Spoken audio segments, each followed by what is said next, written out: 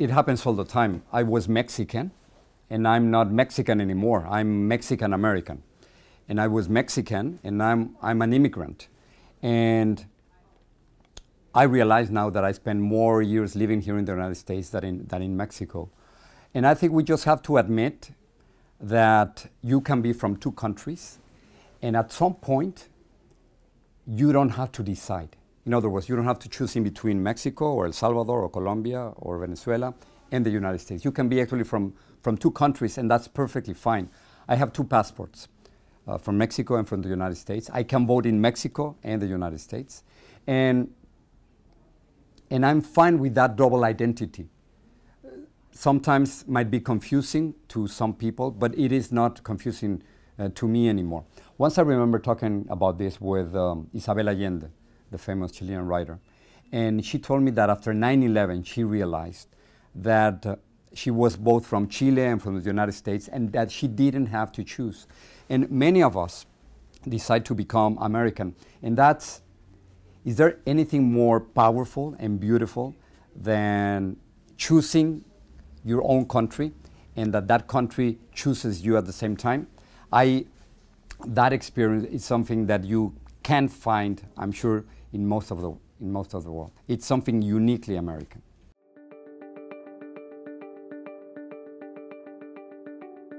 In the last election, 2012, about 12 million Latinos went to the polls. In 2016, about 16 million Latinos will go to the polls. And there's a new rule in American politics, and it's beautiful. It is that no one can make it to the White House without the Hispanic vote. And this is new. It wasn't true in the past. In the past, still Bob Dole, the Republican candidate in 1996, decided not to talk to the Hispanic media and to the Spanish language media because he didn't think it was important. He lost.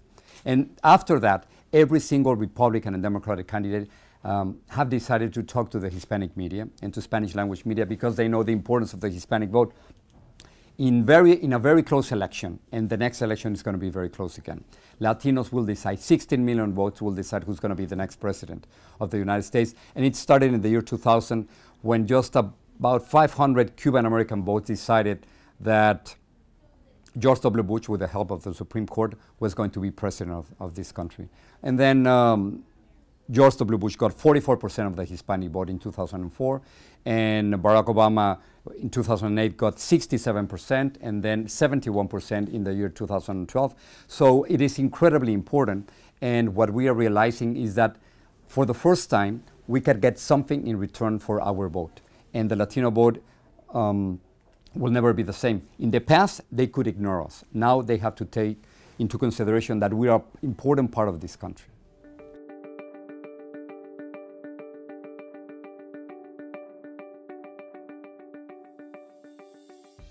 At this point, unfortunately, what I'm seeing is much more polarization.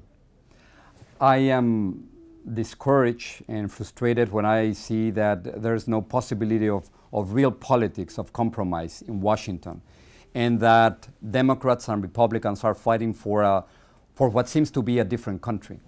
So what I'm seeing in the future, in the next few months, in the next 19 months during the campaign, is much more polarization. And at the end, this country is going through an incredible demographic revolution. This country is becoming much more diverse, multi-ethnic, multiracial, and that means that no one is going to be the majority.